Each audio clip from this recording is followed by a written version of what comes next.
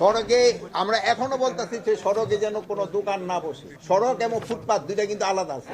সড়কের ভিতরে অবশ্যই কোনো দোকান থাকবে না। কি অবস্থার প্রেক্ষিতে নিচ্ছেন আপনারাই বলেন। কিন্তু আমাদের রাস্তার মানে 25% শহরের রাস্তা থাকার কথা, আমাদের আছে 7.5% রাস্তা। আপনারাই কিন্তু এটা বলেন, আমরা কিন্তু মাপি না।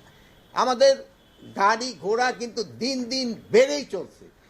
গাড়ি মানে এই রাস্তা তো এটা পুরোটা নিতে পারতেছে না। তারপরে আপনারাই দেখতেছেন যে আজকে এই জায়গা অমুকে গিয়া ব্লক করে, ওরকম ওই জায়গায় ওইটা ব্লক করে, এই যুদ্ধ তো একটা যানজটের সৃষ্টি হচ্ছে। এই আর প্লাস আপনাদের একটু কমিউনিটি পুলিশগুলি আগেও কিন্তু কাজ করছে, যে কাজ করে নাই তা না। আপনারা দেখছেন পুরানো ঢাকায় একটা গজারি লিয়ে দাঁড়ায় থাকতো না, রিক্সাগুলি সব সোজা করে যায় না, মানে এটি কিন্তু আগেও ছিল। বাট ওইগুলি আবার আমরা পুরোনায় আবার একটু একটু নতুন ফর্মে আবার নিয়ে আসতাম। ঢাকা বেশ হলো হচ্ছে কি ট্রাফিকটা একটু ঢাকা, আমি যেমন ধরুন চিটাগাং গেলাম, রাজশাহী গেছি, বরিশাল গেছি, ওই জায়গায় কিন্তু ট্রাফিক জ্যাম এত না।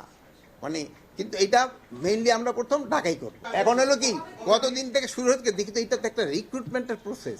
আমি যদি বললাম আজকে আমি শুরু করে দিলাম, বাট আমার তো লোকগুলি পেতে হবে, এই জন্য আমার একটু সময় দিতে হবে। তাদের ক্ষেত্রে তো সবসময় তো আহ্বান যে তারা একটা শান্তিপূর্ণভাবে তাদের প্রোগ্রামটা চালায়, শান্তিপূর্ণভাবে। ভাঙ্গি তো কেউ চায় না, কেউ চাচ্ছে ভাঙ্গি। এটা করে কিন্তু তারা তাদের পপুলারিটি হারাচ্ছে। তারা এইভাবে তো চাচ্ছে। প্লাস আমরা বলছি যদি তাদের কোনো দাবি থাকে বা থাকে, সোলার দিয়ে উন্মুক্ত আছে, আপনারা ওখানে যেয়ে বলেন। ওখানে গিয়ে যদি বললে ট্রাফিক জ্যামটা একটু কম হয়, ওখানে যে আপনি বলবেন যারই কোনো সমস্যা থাকে, আপনারা অন্যের এই সমস্যার ভিতরে না ফেলাইয়া আপনার প্রোভাইডটা তো দিতে পারেন, ওইটা ব্যবস্থা করেন। আমাদের দাবি মানবে না কেন? আমার তো বাংলাদেশেরই দেশ, আমার ভাই বোন নেই, তারা মানবে না কেন? অবশ্যই মানবে।